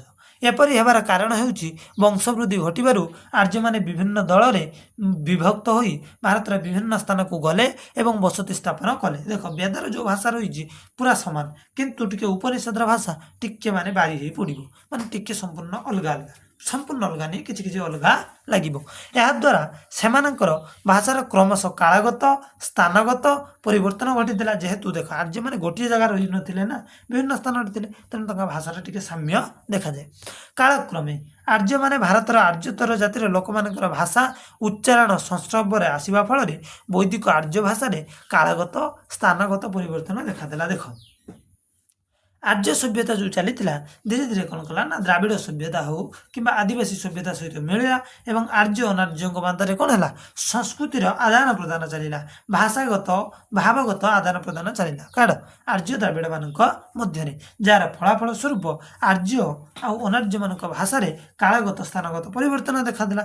ଏହିପରି ପରିବର୍ତ୍ତନ ଗତିରୋଧ କରିବାକୁ ଖ୍ରୀଷ୍ଟପୂର୍ବ 5ମ ଶତାବ୍ଦୀରେ ତାହାର କିଛି ପୂର୍ବବର୍ତ୍ତୀ କାଳରେ ପାଣିନି ଏହି ଭାଷା ପାଇଁ ବ୍ୟାକରଣ ରଚନା କରି ଏହାକୁ ଏକ ନିୟମବଦ୍ଧ, ଦେଖ ଖ୍ରୀଷ୍ଟପୂର୍ବ 5ମ ଶତାବ୍ଦୀ ବେଳକୁ ପାଣିନି ତା ପୂର୍ବରୁ କିଛି ବର୍ଷ ପୂର୍ବରୁ ପାଣିନି ଅନୁଭବ କଲେ ଯଦି ଏଇଭଳି ଭାଷାର କ'ଣ ହେଲା ଆଦାନ ପ୍ରଦାନ ଚାଲିଲା ତ ସଂସ୍କୃତ ଭାଷାର ଯେଉଁ ମହତ୍ତ୍ୱ ରହିଛି ତାହା ବିଲୁପ୍ତ ହୋଇଯିବ। ସଂସ୍କୃତ ଭାଷାର ଯେଉଁ ଦେବ ଭାଷାର ଗୋଟେ ଆଖ୍ୟା ପାଇଛି ବା ସଂସ୍କୃତ ଭାଷାର ଯେଉଁ ଶୁଦ୍ଧତା ରହିଛି ତାହା ନଷ୍ଟ ହୋଇଯିବ। ତେଣୁ ସଂସ୍କୃତ ଭାଷାର ଶୁଦ୍ଧତା ରକ୍ଷା କରିବା ପାଇଁ ସଂସ୍କୃତ ଭାଷାରେ ପାଣିନି କ'ଣ କରିଥିଲେ ନା ଗୋଟେ ବ୍ୟାକରଣ, ଯେଉଁକି ଗୋଟେ ବିଶିଷ୍ଟ ବ୍ୟାକରଣ ଯାହାର ନାଁ ହେଉଛି କ'ଣ ଅଷ୍ଟାଧ୍ୟାୟୀ, ଯେଉଁ ସେ ବ୍ୟାକରଣ ରଚନା କଲେ, ସେ ବ୍ୟାକରଣକୁ କିଏ ରଚନା କଲେ? ପାଣିନି ରଚନା କଲେ। ପାଣିନିଙ୍କ ବ୍ୟାକରଣର ନାଁ କ'ଣ? ଅଷ୍ଟାଧ୍ୟାୟୀ। କିଏ ରଚନା କଲେ ନା ପାଣିନି ରଚନା କରିଥିଲେ। କେତେ ଶତାବ୍ଦୀରେ? 5ମ ଶତାବ୍ଦୀରେ। ଠିକ୍ ଅଛି, ସଂସ୍କୃତ ଭାଷାକୁ ମାର୍ଜିତ କରିବା ପାଇଁ। ଠିକ୍ ଅଛି, ଦେଖ ଅଷ୍ଟାଧ୍ୟାୟୀର ସଂସ୍କାରପ୍ରାପ୍ତ ବୈଦିକ କ'ଣ କଲେ ନା ସଂସ୍କାରପ୍ରାପ୍ତ ବୈଦିକ ଆର୍ଯ୍ୟ ଭାଷା ସଂସ୍କୃତ ନାମରେ ପରିଚିତ ହେଲା। ଦେଖ ଅଷ୍ଟାଧ୍ୟାୟୀ ଦ୍ୱାରା ଯେଉଁ ସଂସ୍କାରପ୍ରାପ୍ତ ହୋଇଥିବା ବୈଦିକ ଆର୍ଯ୍ୟ ଭାଷା ତା ନାଁ କ'ଣ ହେଇଗଲା? ସଂସ୍କୃତ। ତ ପାଣିନିଙ୍କର ଗ୍ରାମାର ଯେଉଁ ଲେଖିଲେ ବା ବ୍ୟାକରଣ ପରଠାରୁ ଏହାର ନାଁ କ'ଣ? ସଂସ୍କୃତ ଭାଷା ହେଇଗଲା। ସଂସ୍କୃତ ଦେଇଦେଲେ ମାନେ ସଂସ୍କୃତ ରୂପ, ସଂସ୍କାରିତ ରୂପ ହେଉଛି ସଂସ୍କୃତ। ଏହି ବ୍ୟାକରଣ ଯୋଗୁଁ ଆଜି ପର୍ଯ୍ୟନ୍ତ ସଂସ୍କୃତ ଭାଷା ପ୍ରାୟ ଅପରିବର୍ତ୍ତିତ ରହିଛି। ସଂସ୍କୃତର କୌଣସି ପରିବର୍ତ୍ତନ ନାହିଁ। ଏଥିରେ ଆଜି ଯେଉଁ ସାମାନ୍ୟ ପରିବର୍ତ୍ତନ ଲକ୍ଷ୍ୟ କରାଯାଏ ତାହା 2500 ବର୍ଷ ତୁଳନାରେ କିଛି ନୁହେଁ। ଯେଉଁ ସାମାନ୍ୟ ଟିକେ ପରିବର୍ତ୍ତନ ସଂସ୍କୃତ ଭାଷା ରହିଛି ତାହା 2500 ବର୍ଷର ପରିବର୍ତ୍ତନ, ଯାହାକୁ କି ଆଉ ପରିବର୍ତ୍ତନ ନ ହେବା ପାଇଁ ଗ୍ରାମାର ରଚନା କଲେ କିଏ ବା ବ୍ୟାକରଣ ରଚନା କିଏ କଲେ? ପାଣିନି କଲେ କେଉଁ ଭାଷାର ସଂସ୍କୃତ ଭାଷାରେ ଆମେ ଏକୁ ପଢ଼ୁଛନ୍ତି କାହିଁକି ନା ଆମେ ପଢ଼ୁଛନ୍ତି ଏଥିପାଇଁ ଓଡ଼ିଆ ଭାଷା କେମିତି ଜନ୍ମ ହେଲା ଜାଣୁଛନ୍ତି ପ୍ରଥମେ ଆମେ ସଂସ୍କୃତ ଭାଷାର ଜନ୍ମ ଦେଖୁଛନ୍ତି ଯେ ସଂସ୍କୃତ ଭାଷାର ପୂର୍ବ ଭାଷା ଥିଲା ବୈଦିକ ଆର୍ଯ୍ୟ ରୂପରେ ପରିଚିତ ତ ବୈଦିକ ଆର୍ଯ୍ୟରୁ ଯେତେବେଳେ ଧୀରେ ଧୀରେ ପଞ୍ଚମ ଶତାବ୍ଦୀ ଆସିକି ପହଞ୍ଚେ ତ ପାଣିନି ଅନୁଭବ କଲେ ଯେ ସଂସ୍କୃତ ଭାଷା ଦିନକୁ ଦିନ ବିଲୁପ୍ତ ହେଉଛି ଅଲଗା ଭାଷା ଆସିକି ପଶୁଛନ୍ତି ସେଥିପାଇଁ ଶୁଦ୍ଧ ବ୍ୟାକରଣ ଗୋଟେ ରଚନା କଲେ ବ୍ୟାକରଣ ଜଣେ ମୋତେ ୟୁଟ୍ୟୁବରେ ପଚାରିଥିଲେ ବ୍ୟାକରଣ କ'ଣ ବା ବ୍ୟାକରଣ କାହାକୁ କୁହାଯାଏ ଦେଖ କୌଣସି ଭାଷାକୁ ସଂସ୍କାରିତ ରୂପରେ ରଖିବା ପାଇଁ ବା ତାର ଯେଉଁ ରୂପରେ ଅଛି ସେହି ରୂପରେ ବା ଯେଉଁ ରୂପରେ ଧର ମନେକର କୌଣସି ଭାଷା ଯେଉଁ ରୂପରେ ଅଛି ସେହି ରୂପରେ ତାକୁ ରଖିବା ପାଇଁ ବା ତାର ସଂସ୍କାରିତ ରୂପ ରଖିବା ପାଇଁ କ'ଣ କରାଯାଏ ଭାଷାର ଏକ ମାର୍ଜିତ ରୂପ ପ୍ରସ୍ତୁତ କରାଯାଏ ଯାହାକୁ ଆମେ ବ୍ୟାକରଣ ବୋଲି କହିଥାଉ ବ୍ୟାକରଣର ଆହୁରି ଗୋଟେ ସଂଜ୍ଞା ଆମେ ଦେଇପାରିବା ଏଭଳି ମଧ୍ୟ କହିପାରିବା ଯେ ବ୍ୟାକରଣ କାହାକୁ କୁହାଯାଏ ନା ବ୍ୟାକରଣ କହିଲେ କୌଣସି ଭାଷାର ନିୟମବଦ୍ଧ ରୂପକୁ ଆମେ ବ୍ୟାକରଣ କହିପାରିବା ଠିକ୍ ଅଛି ଅତି ସୁନ୍ଦର ଭାବରେ କ୍ୱେଶ୍ଚନ୍ ପଚାରିଲେ ମୋତେ ବହୁତ ଖୁସି ଲାଗିଲା ଏଇଭଳି ତୁମେମାନେ କମେଣ୍ଟରେ ମୋତେ କ୍ୱେଶ୍ଚନ୍ ପଚାରିବା ଦରକାର ଠିକ୍ ଅଛି ଜାଣିବି ଯେ ମୋ କ୍ଲାସ୍କୁ ଦେଖୁଛନ୍ତି ଏବଂ ଏହାର ସାରାଂଶକୁ ତୁମେମାନେ ବୁଝିପାରୁଛ ଠିକ୍ ଅଛି ଧନ୍ୟବାଦ ଚାଲ ଆମେ ବିଷୟବସ୍ତୁକୁ ଯିବା ଖ୍ରୀଷ୍ଟପୂର୍ବ 1500ରୁ ଖ୍ରୀଷ୍ଟପୂର୍ବ 600 ପର୍ଯ୍ୟନ୍ତ ଠିକ୍ ଅଛି ଖ୍ରୀଷ୍ଟପୂର୍ବ 1500ରୁ ଖ୍ରୀଷ୍ଟପୂର୍ବ 600 ପର୍ଯ୍ୟନ୍ତ ପ୍ରଚଳିତ ଏହି ବୈଦିକ ଭାଷା ବା ଆର୍ଯ୍ୟ ଭାଷାର ଧାରାକୁ ପ୍ରାଚୀନ ଭାରତୀୟ ଆର୍ଯ୍ୟ ଭାଷା ନାମରେ ନାମିତ କରାଯାଏ ତେଣୁ ଏହାକୁ କ'ଣ କରାଯାଏ 1500ରୁ 600 ପର୍ଯ୍ୟନ୍ତ ପ୍ରଚଳିତ ବୈଦିକ ଭାଷାକୁ କ'ଣ କରାଯାଏ ନା ଆର୍ଯ୍ୟ ଭାଷା ରୂପେ ନାମିତ କରାଯାଏ କେତେ 1500ରୁ 600 ମଧ୍ୟରେ ଯେଉଁ ଭାଷା ପ୍ରଚଳିତ ହେଲା ଆମେ ତାକୁ ବୈଦିକ ଆର୍ଯ୍ୟ ଭାଷା କୁହାଯାଉ ଏବଂ ଏଥିରେ ବୈଦିକ ଭାଷା ସଂସ୍କୃତ ଭାଷା ଉଭୟ ଅନ୍ତର୍ଭୁକ୍ତ ହୁଏ ଏଥିରେ ବୈଦିକ ସଂସ୍କୃତକୁ କ'ଣ ବୈଦିକ ସଂସ୍କୃତ ଆଉ ଗୋଟେ ସଂସ୍କୃତ ଭାଷା ଉଭୟ କ'ଣରେ ସଂଯୁକ୍ତ ହୋଇକି ରହିଛି ଦେଖ ସଂସ୍କୃତକୁ ଦୁଇ ଭାଗରେ ବିଭକ୍ତ ଆମେ କରନ୍ତି ଗୋଟେ ହେଲା ବୈଦିକ ସଂସ୍କୃତ ଆଉ ଗୋଟେ ହେଲା ଲୌକିକ ସଂସ୍କୃତ ବୈଦିକ ସଂସ୍କୃତ କ'ଣ ନା ଯେଉଁ ଭାଷାରେ ବେଦ ରଚନା କରାଯାଇଥିଲା ଲୌକିକ ଆମେ ଧୀରେ ଧୀରେ ଦେଖି ଦେଖା ଯିବା ଆପଣମାନଙ୍କୁ କହିବି ଏକାଥରକେ ଆପଣ ବୁଝିପାରିବେ ନାହିଁ ଆସନ୍ତୁ ଦେଖ ସଂସ୍କୃତ ଲିଖିତ ଭାଷା ହୋଇ ରହିଲା ସଂସ୍କୃତଟା କିଏ ଭାଷା ହେଇକି ରହିଲା ଲିଖିତ ଭାଷା ହୋଇ ରହିଲା ଏଥିରେ ସାହିତ୍ୟ ସୃଷ୍ଟି ହେଲା କେଉଁଥିରେ ସଂସ୍କୃତରେ ମାତ୍ର ଆର୍ଯ୍ୟମାନଙ୍କର କଥିତ ଭାଷାର କ୍ରମଶଃ ଧୀରେ ଧୀରେ ପରିବର୍ତ୍ତନ ହୋଇ ଉଠିଲା ଦେଖ କଥାବାର୍ତ୍ତା ଯାହା କରୁଛନ୍ତି ଧୀରେ ଧୀରେ କ'ଣ ହେଲା ପରିବର୍ତ୍ତନ ହେଇ ଚାଲିଲା ଯାହାର ଫଳାଫଳ ସ୍ୱରୂପ ଖ୍ରୀଷ୍ଟପୂର୍ବ 600 ବେଳକୁ କଥିତ ଭାଷା ଅନ୍ୟ ଏକ ରୂପ ଧାରଣ କଲା କଥିତ ରୂପ ଗୋଟେ ଭାଷା ଧାରଣ ଅନ୍ୟ ଗୋଟେ ରୂପ ଧାରଣ କଲା କ'ଣ ସେ ରୂପ ଏହାର ନାମ ହେଲା ପ୍ରାକୃତ ଖ୍ରୀଷ୍ଟପୂର୍ବ 600 ବେଳକୁ ଏହାର ନାଁ ହେଇଗଲା କ'ଣ ପ୍ରାକୃତ ରୂପ ଧାରଣ କଲା ପ୍ରାକୃତର ଅର୍ଥ ହେଲା ପ୍ରକୃତି ବା ଜନସାଧାରଣଙ୍କର ଭାଷା ପ୍ରକୃତି ବା ଜନସାଧାରଣଙ୍କର ଭାଷା ଏହା ତତ୍କାଳୀନ ଜନସାଧାରଣଙ୍କର ଭାଷା ହୋଇଥିବାରୁ ଏହାର ଏପରି ନାମକରଣ ହୋଇଥିବାର ମନା ହୋଇଯାଏ ଦେଖ ସଂସ୍କୃତ କ'ଣ କଲା ନା ଖ୍ରୀଷ୍ଟପୂର୍ବ 600 ବେଳକୁ ସେ କ'ଣ ହେଲା ନା ଗୋଟେ ଧୀରେ ଧୀରେ ପରିବର୍ତ୍ତନ ହେଲା ସେ ପରିବର୍ତ୍ତନ ନା ରୂପ କ'ଣ ଧରିଲା ନା ପ୍ରାକୃତ ରୂପ ପ୍ରାକୃତର ଅର୍ଥ ହେଉଛି କ'ଣ ଜନସାଧାରଣଙ୍କର ଭାଷା ବା ପ୍ରକୃତିର ଭାଷା ଏହି ପର୍ଯ୍ୟାୟ ବା 600ରୁ ଖ୍ରୀଷ୍ଟପୂର୍ବ 600ରୁ 1000 ମଧ୍ୟରେ ଭାରତୀୟ ଆର୍ଯ୍ୟ ଭାଷାର ମଧ୍ୟମ ପର୍ଯ୍ୟାୟ ଚାଲିଲା ଖ୍ରୀଷ୍ଟପୂର୍ବ କେତେ ଆମେ ଦେଖିଲେ 1500ରୁ 600 ମଧ୍ୟରେ ବୈଦିକ ସଂସ୍କୃତ ଚାଲିଲା ଦେଖ 1500ରୁ 600 ମଧ୍ୟରେ ବୈଦିକ ସଂସ୍କୃତ ଲୌକିକ ସଂସ୍କୃତ ପୁଣି 600ରୁ 1000 ମଧ୍ୟରେ ମଧ୍ୟ ଭାରତୀୟ ଆର୍ଯ୍ୟ ଭାଷା ଚାଲିଲା ବା ଭାରତ ମଧ୍ୟମ ପର୍ଯ୍ୟାୟ ଏହାକୁ ଆମେ କ'ଣ କଲେ ନା ପାଲି ପ୍ରାକୃତ ଭାଷା କହିଲେ ତ ପ୍ରାକୃତ ପ୍ରଭାବିତ ଏହି ଭାଷାର ଧାରା ମଧ୍ୟ ଭାରତୀୟ ଆର୍ଯ୍ୟ ଭାଷାରେ ପରିଚିତ ଏକୁ ବିଶେଷ କରି ଡକ୍ଟର ପ୍ରେମାନନ୍ଦ ମହାପାତ୍ରଙ୍କର ଗୋଟେ ଓଡ଼ିଆ ସାହିତ୍ୟର ଇତିହାସ ଅଛି ଅତି ସୁନ୍ଦର ଭାବରେ ତା ଦ୍ୱାରା ମଧ୍ୟ କ'ଣ କରାଯାଇଛି ନା ଭାଷାର ଯେଉଁ ବିବାହୀକରଣ ଅତି ସୁନ୍ଦର ଭାବରେ ବିବାହୀକରଣ କରାଯାଇଛି ଆଉ ଗୋଟେ ଏଥିପାଇଁ ବହି ରହିଛି ଡକ୍ଟର ବାସୁଦେବ ସାହୁଙ୍କର ଯେଉଁ ଗୋଟେ ବହି ରହିଛି ତାଙ୍କର ରହିଛି ଆମର ଓଡ଼ିଆ ଭାଷାର ଉନ୍ମେଷ ଓଡ଼ିଆ ଭାଷାର ଉନ୍ମେଷ ଯେଉଁ ବହିଟି ରହିଛି ତ ସେହି ବହିଟିରେ ମଧ୍ୟ ଅତି ସୁନ୍ଦର ଭାବରେ ବର୍ଣ୍ଣନା କରାଯାଇଛି ଯେ ପ୍ରାଚୀନ ଭାରତୀୟ ଆର୍ଯ୍ୟ ଭାଷା କ'ଣ ମଧ୍ୟ ଭାରତୀୟ ଆର୍ଯ୍ୟ ଭାଷା କ'ଣ ଆଉ ଆଧୁନିକ ଭାରତୀୟ ଆର୍ଯ୍ୟ ଭାଷା କ'ଣ ତୁମକୁ ବି ମୁଁ କହିଦେଉଛି ଶୁଣ ପ୍ରାଚୀନ ଭାରତୀୟ ଆର୍ଯ୍ୟ ଭାଷା ଖ୍ରୀଷ୍ଟପୂର୍ବ 1500ରୁ ଖ୍ରୀଷ୍ଟପୂର୍ବ ମଧ୍ୟ 600ରେ ଯେଉଁ ଭାଷାରେ କ'ଣ ହେଇଥିଲା ନା ବୈଦିକ ସଂସ୍କୃତ ଲୌକିକ ସଂସ୍କୃତ ଭାବରେ ପ୍ରାଚୀନ ଭାରତୀୟ ଆର୍ଯ୍ୟ ଭାଷାକୁ ଆମେ ମୁଖ୍ୟତଃ ଦୁଇ ଭାଗରେ ବିଭକ୍ତ କରନ୍ତି କ'ଣ ନା ବୈଦିକ ସଂସ୍କୃତ ଲୌକିକ ସଂସ୍କୃତ ବୈଦିକ ସଂସ୍କୃତ ମୁଁ ତାକୁ ଲେଖିଦେବି ଟିକେ ଆପଣ ଖାଲି ଦେଖନ୍ତୁ ଆମେ ସାରି ଦେଇକି ବହୁତ ସାରାଂଶ କହିଦେବି ଠିକ୍ ଅଛି ଧନ୍ୟବାଦ ଆଗରେ ଆମେ ଦେଖିନେବା ଠିକ୍ ଅଛି ଦେଖ ପ୍ରାକୃତ ପ୍ରଭାବିତ ଏହି ଭାଷାର ଧାରା ମଧ୍ୟ ଭାରତୀୟ ଆର୍ଯ୍ୟ ଭାଷା ଭାବରେ ପରିଚିତ ଏହି ପର୍ଯ୍ୟାୟରେ ଆଦ୍ୟ ସ୍ତର ହେଉଛି ଖ୍ରୀଷ୍ଟପୂର୍ବ 600ରୁ ଆରମ୍ଭ ହୋଇଛି ପୁଣି 100 ପର୍ଯ୍ୟନ୍ତ ଏବଂ ପ୍ରାଚୀନ ପ୍ରାକୃତ ମଧ୍ୟସ୍ତର ଏବଂ 100ରୁ 600 ମଧ୍ୟରେ ଦେଇଛି। ଦେଖ ପ୍ରାଚୀନ ପ୍ରାକୃତ ପୁଣି ପ୍ରାକୃତକୁ 3 ଭାଗ କରାଯାଇଛି। ପ୍ରାଚୀନ ପ୍ରାକୃତ, ପୁଣି ମଧ୍ୟ, ପୁଣି ଆଧୁନିକ। ମଧ୍ୟ ପ୍ରାକୃତ ଅନ୍ତ୍ୟସ୍ତର, ଠିକ୍ ଅଛି। ପୁଣି ଅନ୍ତ୍ୟ ହେଉଛି କେତେ? ଖ୍ରୀଷ୍ଟାବ୍ଦ 600ରୁ 1000 ପର୍ଯ୍ୟନ୍ତ। ଦେଖ ତୁମକୁ ଆମକୁ ଗୋଟେ ଗୋଟେ କରିକି ବୁଝିତେ ପଡ଼ିବ। ଦେଖ ଆମେ ଦେଖିଲେ ପ୍ରାଚୀନ ସଂସ୍କୃତ ଭାଷାକୁ ଆମେ ଖ୍ରୀଷ୍ଟପୂର୍ବ 600 ବେଳକୁ ଏହା କଥିତ ରୂପ ଧାରଣ କରିଥିଲା ଆମେ ଜାଣିଲେ। ତ ଆମେ ଦେଖିଲେ ଏହି ପର୍ଯ୍ୟାୟ, କେଉଁ ପର୍ଯ୍ୟାୟ? ନା ପ୍ରାକୃତର ଅର୍ଥ ପ୍ରକୃତି ଜନସାଧାରଣ। ଏହି ପର୍ଯ୍ୟାୟ ଖ୍ରୀଷ୍ଟପୂର୍ବ 600ରୁ ଖ୍ରୀଷ୍ଟପୂର୍ବ 1000 ମଧ୍ୟରେ ଚାଲିଥିଲା। ଏହା ହେଉଛି ମଧ୍ୟମ ପର୍ଯ୍ୟାୟ ପ୍ରାକୃତ। ତ ପ୍ରାକୃତ ପ୍ରଭାବିତ ଏହି ଭାଷାର ଧାର ମଧ୍ୟ ଭାରତୀୟ ଆର୍ଯ୍ୟ ଭାଷା ଭାବରେ ପରିଚିତ, ଠିକ୍ ଅଛି। ପ୍ରାଚୀନ ହେଲା କିଏ? ବୈଦିକ ଆର୍ଯ୍ୟ। ମଧ୍ୟ ହେଲା କିଏ? ପ୍ରାକୃତ ଆଉ ଲୌକିକ। ତ ୟା କେବେ? ନା ଖ୍ରୀଷ୍ଟପୂର୍ବ 600ରୁ ଖ୍ରୀଷ୍ଟପୂର୍ବ 1000 ମଧ୍ୟରେ ଚାଲିଥିଲା। ପ୍ରାକୃତ ପ୍ରଭାବିତ ଏହି ଭାଷାର ଧାରାକୁ ଆମେ ମଧ୍ୟ ଭାରତୀୟ ଆର୍ଯ୍ୟ ଭାଷା ଭାବରେ ପରିଚିତ କଲେ। ଏହି ପର୍ଯ୍ୟାୟର ଆଦ୍ୟ ସ୍ତର, ମାନେ ପ୍ରାକୃତର ଏଇ ଯେଉଁ ମଧ୍ୟ ଭାରତୀୟ ଆର୍ଯ୍ୟ ଭାଷାର ମଧ୍ୟ 3ଟି ସ୍ତର ଅଛି। କେତୋଟି ସ୍ତର ଅଛି? 3ଟି ସ୍ତର ଅଛି। କେତୋଟି ସ୍ତର? 3ଟି ସ୍ତର। ନମ୍ବର 1 କ'ଣ? ନା ୟାର ପୁରା ଯଦି ପ୍ରଥମ ସ୍ତରକୁ ଯିବା, ଠିକ୍ ଅଛି। କହିଲା କ'ଣ? ଆଦ୍ୟ ସ୍ତର ଖ୍ରୀଷ୍ଟପୂର୍ବ କେତେ? ନା ଖ୍ରୀଷ୍ଟପୂର୍ବ 600ରୁ ଖ୍ରୀଷ୍ଟପୂର୍ବ କେତେ ଚାଲିଲା? 600ରୁ ଆମର 100 ପର୍ଯ୍ୟନ୍ତ। କେତେ? ଖ୍ରୀଷ୍ଟପୂର୍ବ 600ରୁ ଖ୍ରୀଷ୍ଟାବ୍ଦ 100 ପର୍ଯ୍ୟନ୍ତ ଚାଲିଲା।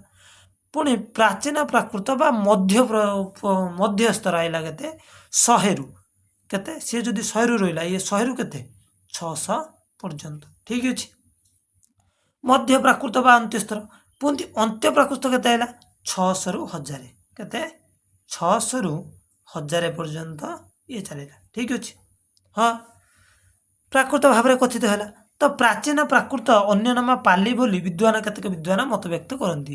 ଅଶୋକଙ୍କର ଅନୁଶାସନ ସମୂହ କ'ଣ ପାଲି ଭାଷାରେ ରଚିତ ହୋଇଥିଲା। ବୌଦ୍ଧ ହୀନଯାନମାନଙ୍କୁ, ବୌଦ୍ଧ ଧର୍ମର ଯେଉଁ ହୀନଯାନପନ୍ଥୀ, ତାଙ୍କ ଧର୍ମଶାସ୍ତ୍ର ମଧ୍ୟ ପ୍ରାଚୀନ ପ୍ରାକୃତରେ ଥିଲା। ଏବଂ ସମକାଳୀନ ପ୍ରାକୃତ ଭାବରେ ଅଭିଲେଖାବଳୀ, ବିଭିନ୍ନ ସାହିତ୍ୟ ବା ପ୍ରାକୃତ ଭାଷା ମହାଯାନୀ ବୌଦ୍ଧମାନଙ୍କ ଦ୍ୱାରା ବିକୃତ ସଂସ୍କୃତରେ ରଚିତ ହୋଇଥିଲା। ଗାଥା ନାମରେ ତ ପରିଚିତ ବୌଦ୍ଧ ଗ୍ରନ୍ଥାବଳୀ ପ୍ରଭୃତି ମଧ୍ୟ ପ୍ରାକୃତରେ ଅନ୍ତର୍ଭୁକ୍ତ ଥିଲା। ତେଣୁ ପ୍ରାକୃତ କାଳକ୍ରମେ ବହୁ ଆଞ୍ଚଳିକ ଧାରାରେ ବିଭକ୍ତି ହେଲା। ବିଭିନ୍ନ ପୁଣି ଦେଖ, ଆମେ ଯେଉଁ ପ୍ରାକୃତ ଭାଷାକୁ ଦେଖିବା, ତାଙ୍କୁ ପୁଣି 5 ଭାଗରେ ବିଭକ୍ତ କରାଗଲା। କ'ଣ କ'ଣ? ନା ସିଏ 5 ମାନେ ଆଞ୍ଚଳିକ ଭେଦରେ, ମାନେ ଅଞ୍ଚଳ ବିଶେଷରେ ତାକୁ 5 ଭାଗରେ କରାଗଲା। ଯେମିତିକି ମହାରାଷ୍ଟ୍ର, ଯେଉଁଟା ମହାରାଷ୍ଟ୍ରରେ, ସୌରସେନୀ, ଯେଉଁଟା ସୌରସେନୀ ଚାଲେ ସୁରସେନ, ତାପରେ ମାଗଧୀ ମଗଧ ଅନୁସାରେ, ଅର୍ଦ୍ଧମାଗଧୀ, ଆଉ ହେଲା ପୈଶାଚୀ। ଏସବୁ କ'ଣ ଆମେ ଦେଖିବା। କିନ୍ତୁ ତୁମେ କେବଳ ମନେ ରଖ ଯେ ଆମେ ଯେତେବେଳେ ମଧ୍ୟ ଭାରତୀୟ ଆର୍ଯ୍ୟ ଭାଷାକୁ ଯିବା, ତ ସେତେବେଳେ ଆମେ 2ଟି ରୂପ ଦେଖିବା। ଗୋଟେ ହେଲା ପାଲି, ମଧ୍ୟ ଭାରତୀୟ ଆର୍ଯ୍ୟ ଭାଷାରେ ବିଶେଷତଃ ପାଲି, ଆଉ ଗୋଟେ ହେଉଛି ପ୍ରାକୃତ। ପ୍ରାକୃତକୁ ଆମେ ମୁଖ୍ୟତଃ 5 ଭାଗରେ ବିଭକ୍ତ କଲେ। କ'ଣ କ'ଣ? ନା ମହାରାଷ୍ଟ୍ରୀ, ସୌରସେନୀ, ମାଗଧୀ, ଅର୍ଦ୍ଧମାଗଧୀ, ପୈଶାଚୀ, ଠିକ୍ ଅଛି। ଏହି 5ଟି ପ୍ରାକୃତର ନାମ ଆଜି ଆମ ନିକଟରେ ସୁପରିଚିତ। ମଧ୍ୟ ପ୍ରାକୃତ କ୍ରମେ ପରିବର୍ତ୍ତିତ ହୋଇ ଅନ୍ତ୍ୟ ପ୍ରାକୃତ ହେଲା। ଦେଖ ଧୀରେ ଧୀରେ ପ୍ରଥମେ ଆଦ୍ୟ ପ୍ରାକୃତ ମଧ୍ୟକୁ ପରିଣତ ହେଲା, ମଧ୍ୟରୁ ପୁଣି ଗଲା ଅନ୍ତ ପ୍ରାକୃତକୁ ଗଲା, ଏବଂ ଏହାଦ୍ୱାରା ଅପଭ୍ରଂଶ ସୃଷ୍ଟି ହେଲା। ଏବଂ ଏହି ଅପଭ୍ରଂଶର ଅର୍ଥ ହେଉଛି କ'ଣ? ବିକୃତ ବା ସ୍ଫଳିତ ଭାଷା। ସାହିତ୍ୟକ ପ୍ରାକୃତକ ଠାରୁ କଥିତ ପ୍ରାକୃତର ଏହା ପରିବର୍ତ୍ତିତ ବା ଭିନ୍ନ ରୂପରେ ନାମ ହେଉଛି ଅପଭ୍ରଂଶ। ଦେଖ ସାହିତ୍ୟକ ପ୍ରାକୃତ ବା କଥିତ ପ୍ରାକୃତର ଏହିପରି ପରିବର୍ତ୍ତିତ ବା ଭିନ୍ନ ରୂପ ହେଉଛି ଅପଭ୍ରଂଶ। ଅପଭ୍ରଂଶର ଅର୍ଥ ହେଉଛି କ'ଣ? ନା ବିକୃତ ରୂପ। ମାନେ ଗୋଟେ ମନେକର ଆମେ ଓଡ଼ିଆ ଭାଷା କହୁଛନ୍ତି, ଏଥିରେ ଅନେକ ଇଂଲିଶ ଶବ୍ଦ ପୁରଉଛନ୍ତି, ଠିକ୍ ଅଛି। ତମେ କେତେବେଳେ ଲଞ୍ଚ କଲ, ଡିନର କଲ, ଆମେ ସବୁ କହୁଛନ୍ତି good morning, hello sir, good morning, କ'ଣ କରୁଛନ୍ତି ଆପଣ? ତ ଏଇସବୁ ହେଉଛି କ'ଣ? ଓଡ଼ିଆ ଭାଷାରେ ବିକୃତ ରୂପ। ବିକୃତ ରୂପ ଅର୍ଥାତ୍ କ'ଣ? ନା ଆମେ ଅପଭ୍ରଂଶ କରୁଛନ୍ତି। ଗୋଟିଏ ଭାଷାରେ 3ଟା ଭାଷା ଆସିକି ପୁରଉଛନ୍ତି। ଏବଂ ଏହି ଅନ୍ତ ପ୍ରାକୃତରୁ ବା ଅପଭ୍ରଂଶରୁ ବିକାଶ ଲାଭ କଲା ଓଡ଼ିଆ, ବଙ୍ଗଳା, ଆସାମୀ, ହିନ୍ଦୀ, ମରାଠୀ, ଗୁଜୁରାଟୀ, ଯେଉଁ ଆଧୁନିକ ଭାରତୀୟ ଆର୍ଯ୍ୟ ଭାଷା ଦେଖୁଛନ୍ତି, ଏସବୁ ସୃଷ୍ଟି ହେଲା। ଏବଂ ଏଗୁଡ଼ିକ 1000 ଖ୍ରୀଷ୍ଟାବ୍ଦରୁ ବର୍ତ୍ତମାନ ପର୍ଯ୍ୟନ୍ତ ଚାଲିଛି ଆଧୁନିକ ଭାରତ। ତ ଦେଖ ତୁମକୁ ଏଇ ଯେଉଁ ଲିଷ୍ଟଟା ଦେଖିବାକୁ ପଡ଼ିବ, ଦେଖିଲେ ତୁମମାନେ ବୁଝିପାରିବ। ଦେଖ ଏଇ ଲିଷ୍ଟରେ ମୁଁ ଆପଣମାନଙ୍କୁ ବୁଝାଉଛି। ଦେଖ ପ୍ରଥମେ ଦେଖ, ଆମେ ଯଦି ପ୍ରାଚୀନ, ଏଇଠି ଲେଖିଦେଉଛି, ଏଇଟା ଲେଖେ ନାହିଁ, ମୁଁ ଲେଖୁଛି। ପ୍ରାଚୀନ ଭାରତୀୟ ଆର୍ଯ୍ୟ ଭାଷା କଥା କହିବା ତ ଏଥିରେ 2ଟି ଯିବ। ଗୋଟେ ହେଲା ବୈଦିକ ସଂସ୍କୃତ, ठीक अच्छे वैदिक भाषा या कौन करती ना वैदिक संस्कृत ठीक अच्छे वैदिक संस्कृत लौकिक संस्कृत नाम नामित कले लौकिक संस्कृत जन्म नेला किए ना ये प्राकृत देखुच यार आ गोटे रूप थिला पाली ठीक अच्छे यहाँ ये बही देनी मुझे शुणु तो देख लौकिक संस्कृत बा देख वैदिक संस्कृत कौन ना जो भाषा वेद रचना करागला ठीक अच्छे पुणी लौकिक संस्कृत कौन ना से जो समय वेद रचित चलता से समय लोक मैंने कौन करुले कथबार्ता जो भाषा करुले लौकिक संस्कृत कहुए ठीक अच्छे जमीक सारला दास समय देश में कौन थी अवश्य साहित्यिक भाषा आम कहीं सारला दास को आदिकवि कहते ना देख तांको समय रे कौन करते ना कथित भाषा बा लोक प्रचलित भाषा को लेकिन से साहित्य रचना कले ठीक अच्छे वर्तमान समय जी आपण मैंने देखुए प्रबंध उपन्यास नाटक बाहर से सब लौकिक भाषा रचित हो माने कौन शुद्ध ओडिया नुहे तादर आम अनेक इंग्लीश मनकर आम कथबार्ता कथबार्तार जो भाई आमर पूरा साधारण भाषा आम जो भाई कथबार्ता करुँच भाषा कौन सी ख्रीष्ट साहित्यिक भाषार प्रदान करा जमी उपेन्द्र भंजक साहित्य को जीव कि माने जो बड़ बड़ साहित्यिक रही कि इंग्लीश भाषा पाइब इंग्लीश भाषा पाइब कि अलग भाषा पाइब तो अलग भाषा केतटा आवश्यक अनुसार ग्रहण करेंगे किंतु जहाँ भी हो शुद्ध संस्कृत हिसाब से सब तेणु भाषार कौन हो शुद्ध संस्कृत जो आम देखिया जदि तो ये लौकिक संस्कृत कौन है तुमको एभली बुझीते पड़ो जे वैदिक भाषा एक दी भाग गोटे है वैदिक ठीक अच्छे वैदिक भाषा जो समय कौन होता ना वेद रचना आ गोटे हूँ कौन लौकिक संस्कृत माने से समय लोक मैंने कथबार्ता जो ये लौकिक कथबार्ता को लेकिन कौन कले ना संस्कृत सृष्टि है कौन पाली भाषा ठीक अच्छे पाली भाषा ये पाली भाषा पुणी पाली भाषार परिवर्तित रूप है कौन प्राकृत भाषा कौन पाली भाषार परिवर्तित रूप है कौन प्राकृत भाषा पाली भाषार अशोक अनेक शिलालेख लिखिते ठीक अच्छे पाली भाषा एवं बौद्ध धर्मर अनेक गुड़िया धर्मग्रंथ पाली भाषा रचित है तापर पाली भाषार जन्म नेला किए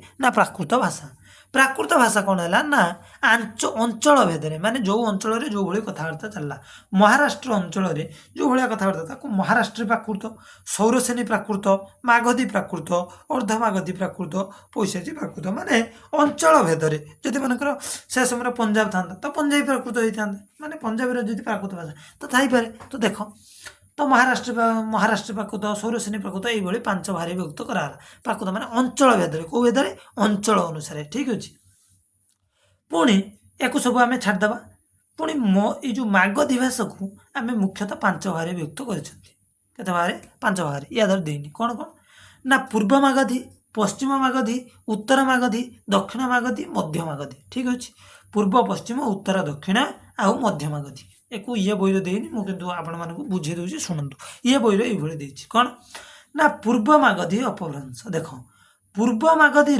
किए किए जन्म नेले ओडिया भाषा बंगला भाषा आसामी भाषा पूर्व मागधी अपभ्रंश मध्य मागधी किए जन्म नेला मुझे पूर्व पश्चिम उत्तर दक्षिण कहनी से सब अलग था या खाली तीन टा मन रख तो मध्य मागधी किए जन्म नेला मैथिली मागधी ठीक अच्छे मैथिली भाषा आ मागधी भाषा पश्चिम मागधी जन्म किए नेला कि भोजपुरी नागपुरी ठीक अच्छे तो या तुमको आउ टिके क्लीयर करने चाहिए मूलठू आपण मैंने टिके खाली धैर्य सहकारे शुणु वैदिक भाषा को आम जानले दी भाग विभक्त कराला वैदिक संस्कृत लौकिक संस्कृत जन्म नेला किए पाली भाषा पाली जन्म नेला किए प्राकृत भाषा एवं प्राकृत मुठू एभली आपन को बुझे दूचे टिके देख आम संपूर्ण भाषार गोटे रेखाचित्र काटिदेवा ठीक अच्छे प्रथम है कौन दी भाग आम विभक्त करदे वैदिक संस्कृत लौकिक संस्कृत जन्म नेला किए पाली भाषा किए पाली जन्म है किए परिवर्तित रूप है प्राकृत भाषा प्राकृत जिते जन्म है ये प्राकृत को पांच भाग विभक्त कराला ठीक अच्छे महाराष्ट्र सौरसेनी मागधी अर्धमागधी पैसाची पुणी ठीक यार अनुरूप भाव में प्राकृत अनुसार अपभ्रंश महाराष्ट्रीय अपभ्रंश सौरसेनी अपभ्रंश मागधी अपभ्रंश अर्धमागधी अपभ्रंश पैसाची अपभ्रंश रूप में परिणत है यही अपभ्रंश जन्म नेला कौन आधुनिक भारतीय आर्य भाषा या आम कहती प्राचीन भारतीय आर्य भाषा ୟାକୁ ପାଲି ପ୍ରାକୃତକୁ କୁହନ୍ତି ମଧ୍ୟ ଭାରତୀୟ ଆର୍ଯ୍ୟ ଭାଷା। ଆଉ ଏଇ ଯେଉଁ ସବୁ ଭାଷା ରହିଲା ଆସାମୀ ୟାକୁ କୁହନ୍ତି ଆଧୁନିକ ଭାରତୀୟ ଆର୍ଯ୍ୟ ଭାଷା। ଆପଣମାନେ ବୁଝିପାଇଲେ କି ନାହିଁ? ଯେ ନ ବୁଝିପାଇଲେ ତ ଆଉ ଥରେ ମଧ୍ୟ ଜଣେଇବେ। ଯାହା ବି ହଉ ଆମେ ଶୀଘ୍ର ଶୀଘ୍ର କ୍ଲାସ୍ଟିକୁ ସାରିବା। ଦେଖ ଏଇ ଯେଉଁ କ୍ଲାସ୍ ପରେ 3ଟି କ୍ଲାସ୍ ତୁମର ଲଙ୍ଗ୍ ରହିବ, ତାପରେ ତୁମର ସର୍ଟ ରହିବ। ଠିକ୍ ଅଛି, ମୁଁ ଆପଣମାନଙ୍କୁ କଥା ଦେଉଛି, ତାପରେ ଆମେ ଛୋଟ ଛୋଟ କ୍ଲାସ୍ କରିବା। କାହିଁକିନା ଏଗୁଡ଼ିକ କନସେପ୍ଟ ୱାଇଜ୍ କ୍ଲାସ୍ କରତେ ପଡ଼ୁଛି, ବୁଝିହେଲା ନା? କେଉଁଠି ଛାଡ଼ି ହେବନି। ଯାହା ବି ହଉ ଦେଖ, ଏହିପରି ପ୍ରାକୃତ ଅପଭ୍ରଂଶର ସୃଷ୍ଟ ଓଡ଼ିଆ ଭାଷାର 3ଟି ପ୍ରଧାନ ଭାଷା ରହିଲା। ପୁଣି ଓଡ଼ିଆ ଭାଷାର ଆମର 3ଟା ଭାଷା ନେଇ ନା ଉପଭାଷା ଓ କ'ଣ ଉପକୂଳାଞ୍ଚଳ ଉପଭାଷା, ଆଧୁନିକ ସାଧୁ ଭାଷା, ପଶ୍ଚିମାଞ୍ଚଳ ଉପଭାଷା ସମ୍ବଲପୁରୀ ଲୋରିଆ, ଆଉ ଦକ୍ଷିଣାଞ୍ଚଳ ଭାଷା ରହିଲା ଦେଶିଆ ଉଡ୍ରି ଝରିଆ। ଏତିକି ଭାବରେ ଆମ ଓଡ଼ିଆ ଭାଷା ମଧ୍ୟ କ'ଣ ହେଲା ବ୍ୟାକରଣ ହେଲା ଆଞ୍ଚଳିକ ଭେଦରେ। ଓଡ଼ିଆ ଭାଷାର ପ୍ରାଚୀନତାକୁ ଆମେ ଟିକେ ଦେଖିନେବା। ଦେଖିନିଅନ୍ତୁ, ବେଶୀ ନାହିଁ, ଆମେ ସଙ୍ଗେ ସଙ୍ଗେ ସାରିଦେବା। ଦେଖ ୟାକୁ ଆମେ ବେଶୀ ଏକ୍ସପ୍ଲେନ୍ କରିବା ଦରକାର ନାହିଁ। ଦେଖ, ଖ୍ରୀଷ୍ଟପୂର୍ବ ଶତାବ୍ଦୀରୁ ଓଡ଼ିଶାରେ ବିଶ୍ୱ ଆର୍ଯ୍ୟ ଗୋଷ୍ଠୀର ସମାଗମ ଘଟିଛି ଏବଂ ତା ସହିତ ଏକ ସ୍ୱତନ୍ତ୍ର ବାକ୍ରୀତିରେ ଉନ୍ମେଷ ଘଟିଛି। ତେଣୁ ଓଡ଼ିଆ ଭାଷାର ଉତ୍ପତ୍ତି ବହୁ କାଳରୁ ହୋଇଛି ଏବଂ ଏଥିରେ ସନ୍ଦେହର ଅବକାଶ ନାହିଁ। ବହୁତ ପୁରୁଣା କାଳରୁ ହୋଇଛି। ସ୍ୱର୍ଗତ ଜଗବନ୍ଧୁ ସିଂ ପ୍ରାଚୀନ ଉତ୍କଳର ଓଡ଼ିଆ ଭାଷାର ପ୍ରାଚୀନତା ପ୍ରମାଣ କରିବାକୁ ଯାଇ କହିଛନ୍ତି, ପ୍ରାକୃତ ଲଙ୍କେଶ୍ୱର ବ୍ୟାକରଣରେ, ପ୍ରାକୃତ ଲଙ୍କେଶ୍ୱର ବୋଲିକି ଆମର ଗୋଟେ ବ୍ୟାକରଣ ଅଛି, ଶାସ୍ତ୍ରୀୟ ଅଷ୍ଟାଦଶ ଭାଷାରେ ଉଲ୍ଲେଖ ଅଛି। ଏହି ଅଷ୍ଟାଦଶ ଭାଷା ମଧ୍ୟରେ ଓଡ଼ିଆ ଭାଷାର ନାମ ଉଲ୍ଲେଖ ଅଛି। ଗୋଟେ ଅଛି ପ୍ରାକୃତ ଲଙ୍କେଶ୍ୱର, ସେ କ'ଣ ହେଇଛି ନା ତା ଦ୍ୱାରା 18 ପ୍ରକାର ଭାଷାର ରହିଛି, ତ ତା ଦ୍ୱାରା ଓଡ଼ିଆ ଭାଷା ରହିଛି। ଲଳିତ ବିସ୍ତାର ଗ୍ରନ୍ଥରେ ଲେଖା ଅଛି, ଆଚାର୍ଯ୍ୟ ବିଶ୍ୱାମିତ୍ର ବୁଦ୍ଧଦେବଙ୍କୁ କ'ଣ କରିଥିଲେ? କ'ଣ କରିଥିଲେ? ବିଶ୍ୱାମିତ୍ର ବୁଦ୍ଧଦେବଙ୍କୁ ଲିପି ଶିକ୍ଷା ପ୍ରଦାନ କରିବା ପୂର୍ବରୁ ବୁଦ୍ଧଦେବ 64 ପ୍ରକାର ଲିପି ଶିକ୍ଷା କରିଥିଲେ। କେଉଁଥିରେ ଲେଖା ଅଛି? ଲଳିତ ବିସ୍ତାରରେ, ବିଶ୍ୱାମିତ୍ର ଦେବା ପୂର୍ବରୁ। 64 ପ୍ରକାର ଲିପି ମଧ୍ୟରେ ଉଗ୍ରଲିପି ନାମରେ ଗୋଟେ ନାମିତ ହେଉଛି। ଠିକ୍ ଅଛି, ସମ୍ଭବତଃ ଏଇ ଉଗ୍ରଲିପି ନାମରେ ହେଇଥିବ। ତ ଜୈନମାନଙ୍କର ସମବାୟ ସୂତ୍ର ବୋଲି ଗୋଟେ ଗ୍ରନ୍ଥ ଅଛି, ଆଉ ପ୍ରଜ୍ଞାପନ କି ଦୁଇଟା ଅଛି। ଗୋଟେ ହେଲା କ'ଣ? ଜୈନମାନଙ୍କର ସମବାୟ ସୂତ୍ର ଆଉ ଜ୍ଞାପନ ସୂତ୍ର। ପ୍ରଜ୍ଞାପନ ସୂତ୍ରରେ କ'ଣ କରିଛନ୍ତି ନା ଦାସ ଓଡ଼ିଆ, ଦାସପୁରିଆ ଲିପିର ନାମ ଲେଖ ରହିଛି। ଆଉ ଗୋଟେ ପୁସ୍ତକ ରହିଛି ନନ୍ଦୀ ସୂତ୍ର କ'ଣ ନାମକ ଅନ୍ୟ ଏକ ଜୈନ ଗ୍ରନ୍ଥରେ 36 ପ୍ରକାର ଲିପି କଥା ଲେଖା ଅଛି, ସେଥିରେ ଉଡ୍ରଲିପି ନାମରେ ରହିଛି। ତ ଆମେ ଓଡ଼ିଆ ଭାଷାର ପ୍ରାଚୀନତା କେଉଁଠୁ ଜାଣନ୍ତି? ପ୍ରଥମେ ଆମେ ଦେଖିଲେ ପ୍ରାକୃତ ଲଙ୍କେଶ୍ୱରୀରେ 18 ପ୍ରକାର ଭାଷା ମଧ୍ୟରୁ ଓଡ଼ିଆ ଭାଷାର ନାମ ଅଛି। ତାପରେ ଲଳିତ ବିସ୍ତାର, ବୌଦ୍ଧ ଧର୍ମର ଯେଉଁ ଗୋଟେ ଗ୍ରନ୍ଥ ରହିଛି ଲଳିତ ବିସ୍ତାରରେ, ତା ଦେହରେ 64 ଲିପି ମଧ୍ୟରୁ ଉଗ୍ରଲିପିର ନାମ ରହିଛି। ଏତଦ୍ ବ୍ୟତୀତ କ'ଣ ରହିଲା ନା ତାପରେ ରହିଲା କ'ଣ? ଜୈନମାନଙ୍କର ସମବାୟ ସୂତ୍ର ଆଉ ପ୍ରଜ୍ଞାପନ ସୂତ୍ରରେ ମଧ୍ୟ ରହିଛି। ଏତଦ୍ ବ୍ୟତୀତ କ'ଣ ରହିଛି? ଏଥିରେ ରହିଛି କ'ଣ? ଦାସ ଗ୍ରନ୍ଥରେ ଦାସ ଓଡ଼ିଆ, ଦାସପୁରିଆ ଲିପିର ନାମ ରହିଛି। ଏତଦ୍ ବ୍ୟତୀତ ନନ୍ଦୀ ସୂତ୍ର, ଜୈନମାନଙ୍କର ଅନ୍ୟ ଏକ ଗ୍ରନ୍ଥରେ ମଧ୍ୟ ଉଡ୍ରଲିପିର ନାମ ଅଛି। ଠିକ୍ ଅଛି। କେତେକ ପଣ୍ଡିତ ମତବ୍ୟକ୍ତ କରନ୍ତି ଯେ ସଂସ୍କୃତରୁ କ'ଣ ହେଇଥିଲା ନା ପାଲି ଭାଷାର ଜନ୍ମ, ଅର୍ଥାତ୍ ପାଲି ସଂସ୍କୃତର ଜ୍ୟେଷ୍ଠ ଦୁହିତା। ଦେଖ କେତେକ କୁହନ୍ତି କ'ଣ ନା କୁହନ୍ତି ନା ସଂସ୍କୃତରୁ ପ୍ରଥମେ ପାଲି ଭାଷାର, ମୁଁ ଆପଣମାନଙ୍କୁ ଯେଉଁ କଥା କହିନି, ପାଲିରୁ ପ୍ରାକୃତ, ଅର୍ଥାତ୍ ପାଲି ସଂସ୍କୃତର ଜ୍ୟେଷ୍ଠ ଦୁହିତା ମାନେ ଜ୍ୟେଷ୍ଠ ଝିଅ। ଠିକ୍ ଅଛି। ଏବଂ ଏଥିରୁ ପରବର୍ତ୍ତୀ କାଳରେ ଅନ୍ୟ ଭାରତୀୟ ଆର୍ଯ୍ୟ ଭାଷାର ଉତ୍ପତ୍ତି ହେଲା। ପାଲି ପ୍ରାଚୀନ କଳିଙ୍ଗର ଭାଷା ଥିଲା ବୋଲି ବହୁ ବିଦ୍ୱାନ ମଧ୍ୟ କୁହନ୍ତି। କେତେକ କୁହନ୍ତି ଯେ ଯେଉଁ ପାଲି ଭାଷା ପ୍ରାଚୀନ କଳିଙ୍ଗର ଭାଷା ଥିଲା। ଏବଂ ଏ ସମ୍ବନ୍ଧରେ ଆଲୋଚନା କରି ପ୍ରଖ୍ୟାତ ଐତିହାସିକ ତଥା ପ୍ରଖ୍ୟାତ ତତ୍ତ୍ୱବିତ୍ ଡକ୍ଟର ନବୀନ କୁମାର ସାହୁ ଓଡ଼ିଆ ଜାତିର ଇତିହାସ ପୁସ୍ତକରେ ପ୍ରଥମେ କଳିଙ୍ଗର ଭାଷା ଶୀର୍ଷକ ଅଧ୍ୟୟନରେ ଦୃଢ଼ ସହିତ ପାଲିକୁ କଳିଙ୍ଗର ଭାଷା ରୂପେ ସେ ପ୍ରଦାନ କରୁଛନ୍ତି। କିଏ? ନବୀନ କୁମାର ସାହୁ କହିଛନ୍ତି। ତାଙ୍କର ଗୋଟେ ବହି ଅଛି ଓଡ଼ିଆ ଜାତିର ଇତିହାସ, ବହିଟାକୁ ଲେଖି ନୋଟ୍ କରିବେ, ଏଇ ଯେଉଁ ବହି ନା। ଠିକ୍ ଅଛି। ତ ଯେଉଁ ସିଏ ଲେଖିଛନ୍ତି କ'ଣ ନା ପ୍ରକୃତରେ ପ୍ରାଚୀନ କଳିଙ୍ଗରେ ପାଲି ଭାଷା ପ୍ରଚଳିତ ଥିଲା। ଏହା ପ୍ରାଚୀନ ଓଡ଼ିଶାର ଭାଷାର ପ୍ରାଚୀନତାକୁ ଖ୍ରୀଷ୍ଟ ଜନ୍ମର ବହୁ ଶତାବ୍ଦୀ ପୂର୍ବରୁ ବିସ୍ତାରିତ କରିଥିଲା। ଖ୍ରୀଷ୍ଟ ଜନ୍ମ ହେବା ପୂର୍ବରୁ ମଧ୍ୟ ଏହା କ'ଣ କରିଥିଲା? ବହୁ ବିସ୍ତାର ଲାଭ କରିଥିଲା। ତାପରେ ଓଡ଼ିଆ ଭାଷା ବିକାଶର ଐତିହାସିକ ଦିଗ୍ଦର୍ଶନ, ଅର୍ଥାତ୍ କିଭଳି ଭାବରେ ଓଡ଼ିଆ ଭାଷା ବିକାଶ ହେଲା, ଆମେ ତାର ଗୋଟେ ଟିପ୍ପଣୀ ଆଜି ଦେଖିବା। ଠିକ୍ ଅଛି। 44 ମିନିଟ୍, ତଥାପି ଆପଣମାନେ ଟିକେ ଆଉ ଧୈର୍ଯ୍ୟର ସହିତ ଦେଖି ନିଅନ୍ତୁ, କାହିଁକିନା ଆମେ ସାରିଦେବା ବିଷୟଟାକୁ। ଠିକ୍ ଅଛି। ଯାହାର ଧୈର୍ଯ୍ୟ ଅଛି ସେ ସବୁ କିଛି ପାରିବ। ଠିକ୍ ଅଛି। ଦେଖ, ऐतिहासिक पद्धति ओडिया भाषार क्रम विकास निर्धारण करने आदौ संभव नुहे कारण ओडिशा रे विश्व आर्य गोष्ठीर शाखा केबे बसति स्थापन कला एवं ओडिया भाषा केबे स्वतंत्र रूप धारण कला ताहा निर्णय करने पूर्णांग उपादानर अभाव एपर्यंत रही जे ओडिया भाषा केवल केबे एठाकू आर्य गोष्ठीर आसिक आम ओडिशा रे रहिले से कथा आम प्रमाण करवा लेट माने एपर्यंत प्रमाण हो पारि नाही। ओडिशा पाली भाषार जन्मभूमि भाव में प्रमाणित होगा फल पाली सहित ओडियार एक ऐतिहासिक संपर्क स्थापित हो जाइए जेहेतु जानले जो कौन पाली भाषा आम ओडिशार भाषा था तेना गोटे ऐतिहासिक संपर्क रही ओडिशा रे समाविष्ट आर्य गोष्ठी माने जेतिक सब आसी समाविष्ट अर्थात जी आम रही आसिक रही कौटी ओडिशा रे एठारे जो भाषा प्रवर्तन कर जेकोसी भाषा सी प्रचलन करतु ना कहीं कालक्रमे से ही भाषा सहित आंचलिक भाषार समन्वय साधित है फल आर्य और अनार्य भाषार सम्मिश्रण में एक नूतन आंचलिक आर्य भाषार उद्भव हुए यह स्पष्ट भाव से मिले ख्रीष्टपूर्व तृतीय शताब्दी। ठीक अच्छे केमी ना अशोक खारवेल अभिलेख मानक ओडिया भाषा विकास एक सात्विक संकेत आमको देखा जाए। ख्रीष्टीय सप्तम शताब्दी कहने के 600 रु 700 पर्यंत एवं 639 से ओडिशा को आसीथिबा चीन परिव्राजक 639 चीन परिव्राजक किए आसते हुएन्सा आसिकी कौन करते ना भाषा और रीतिनीति दृष्टि उड्र देश बा मध्य देश मध्य बहु वैषम्य थिबा कथा निज अभिज्ञतार वर्णना करछन्ती किए हुएन्सा चीन परिव्राजक बौद्ध धर्मर सी जने बहुत बड़ बौद्ध धर्मावलंबी थे तेणु सी आसी बौद्ध पीठ सब दर्शन करते एवं से बहुत कहते कौन ना रीतिनीति क्षेत्र दृष्टि उड्र देश मध्य उड्र आ मध्य देश मध्य बहुत साम्य रही हुएन्सा अशोक खारवेल एवं गिरिलेख मानक जो लौकिक भाषार सूचना पाई जहाँ देशीय भाषा स्वतंत्र बोली मन करते से उड्री अपभ्रंश भाव में गृहीत हो पारे कारण ख्रीष्टपूर्व प्रथम आ द्वितीय शतक कौन आचार्य भरत नाट्यशास्त्र रचना करते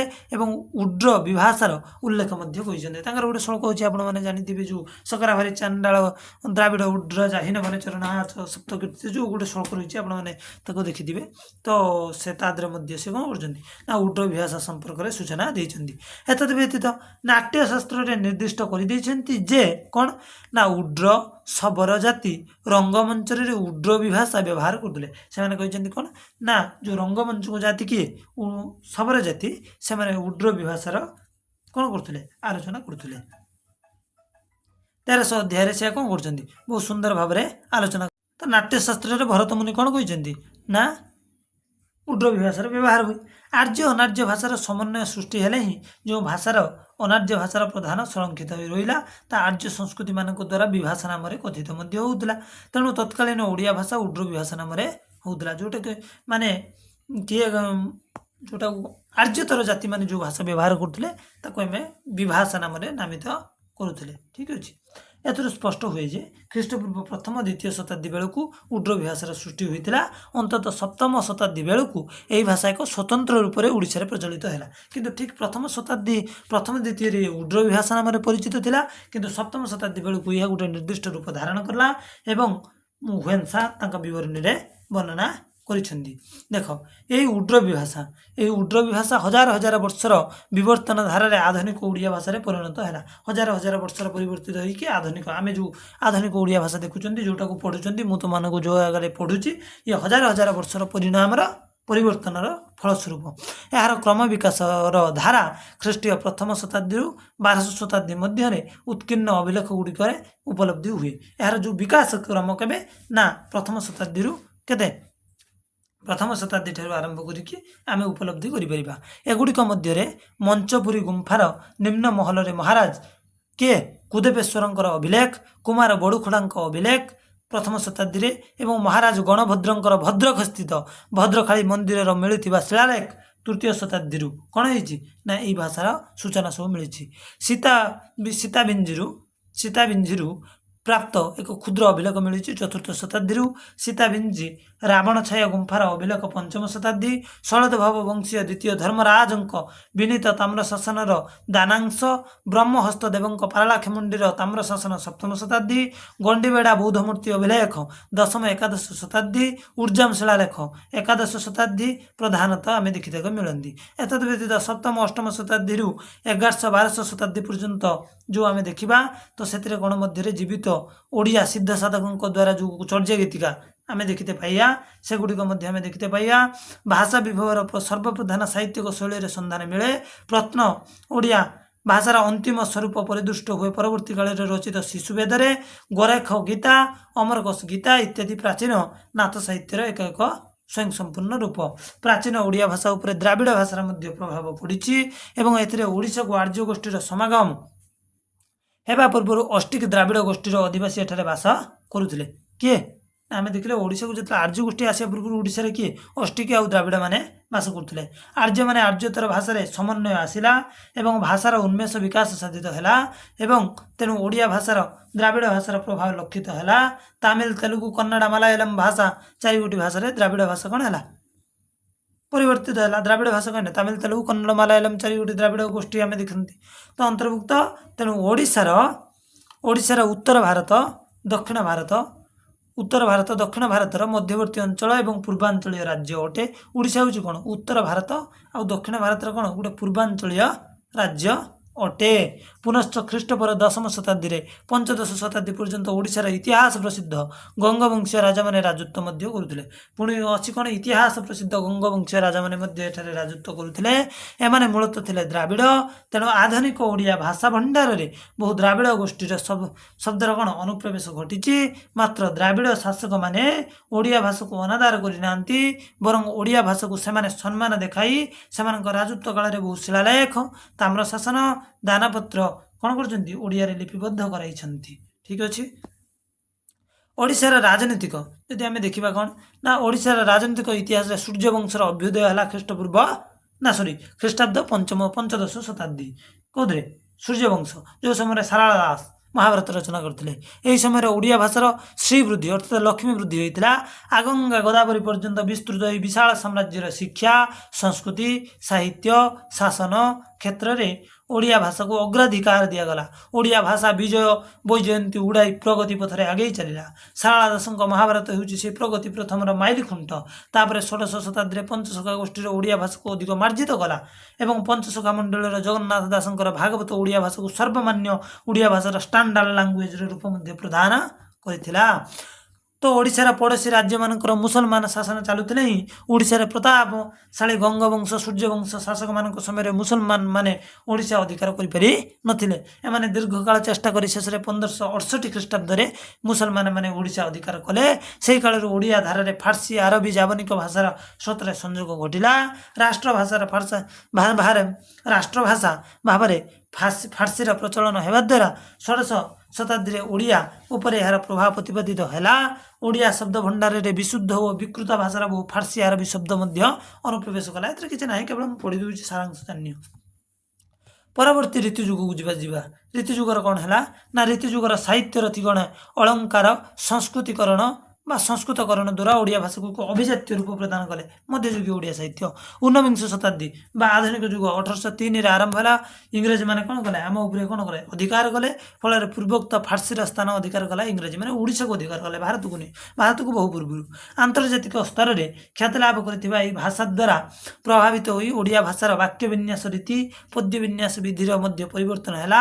ବିଭିନ୍ନ ଭାଷା ଦ୍ୱାରା ବହୁ ଭାବରେ ପ୍ରଭାବିତ ହୋଇ ଓଡ଼ିଆ ଭାଷାର ନୂତନ ପୁନର୍ବିନ୍ୟାସ କଲେ ରାଧାନାଥ, ମଧୁସୂଦନ, ଫକୀରମୋହନ, ଗଙ୍ଗାଧର ପ୍ରଭୃତି ମଣିଷମାନେ। ଏମାନେ କିଛି ପରିବର୍ତ୍ତିତ ହେଲେ ଏବଂ ଗୋଟିଏ ମାତ୍ର ପ୍ରାକୃତରୁ ଓଡ଼ିଆ, ବଙ୍ଗଳା, ବିହାରୀ, ଆସାମୀ ପ୍ରଭୃତି ଭାଷାର ବିକାଶ ସାଧିତ ହୋଇଥିବାରୁ ଏମାନଙ୍କ ମଧ୍ୟରେ ଅପୂର୍ବ ସାମ୍ୟ ପରିଲକ୍ଷିତ ହୁଏ। ଏ କିନ୍ତୁ ଗୋଟିଏ ଜାଗାରେ ସୃଷ୍ଟି ହୋଇଛନ୍ତି, ତାଙ୍କ ମାଆ ହେଉଛି ଗୋଟେ। ଠିକ୍ ଅଛି। ତଥାପି ବଙ୍ଗଳା, ଆସାମୀ ତୁଳନାରେ ଓଡ଼ିଆ ଅଧିକ ପ୍ରାଚୀନ ବୋଲି କେତେକ ଭାଷାବିତ ପ୍ରମାଣ ମଧ୍ୟ କରନ୍ତି। ସେମାନଙ୍କ ଯୁକ୍ତି ହେଉଛି ଚତୁର୍ଦ୍ଦଶ ଶତାବ୍ଦୀରେ ଓଡ଼ିଆ ଭାଷା ଯେତେ ପରିମାଣରେ ବିକଶିତ ହୋଇଥିଲା ଏହାର ଅନ୍ୟ ସହୋଦର ବଙ୍ଗଳା, ଆସାମୀ ଭାଷା ସେତେ କ'ଣ ହୋଇଥିଲା ବିକାଶ ଲାଭ କରିନଥିଲା। पुनश्च भाषा विद्वान माने ओडिया भाषा को एक रक्षणशील भाषा भाव में ग्रहण करती। पृथ्वीर बहु भाषा कालक्रमे बहु परिवर्तन देखिए गति कर मौलिकता ठारू दूरे जाइथिबार लक्ष्य कराए। मात्र ओडिया भाषा बहु परिवर्तन मध्य गति करी निजर मौलिकता को भलंश बजाई रखी। ग्रेटसन साहेब मत ओडिया प्राचीन संस्कृत ठारे मध्य प्राचीनतर व्याकरण मध्य निबद्ध होती। तेणु ओडिया भाषा को वैदिक संस्कृत सहित तुलना करती। यार विशेषत्व ही यही भाषा को ऊनविंश शताब्दी द्वितीयार्धରେ संगठित ओडिया भाषा विलोप जो चक्रांत चलता पड़ोशी राज्य कहला ओडिया भाषा को संपूर्ण बुड़े देवे, किंतु निजर ओडिया भाषा निजर दाबी जाहिर कला। स्वतंत्र ओडिया भाषा रूप से कौन कला समस्त सामना को आसला। आर्य भाषा उच्चारित समयक्रमे द्राविड़ आरबी फारसी इंग्राजी भाषा द्वारा प्रभावित हुई आधुनिक अवस्था प्राप्त है। एणु निज गरिमारे चिर देदीप्यमान एक स्वतंत्र जीवंत भाषा रूप परिणत है ओडिया भाषा।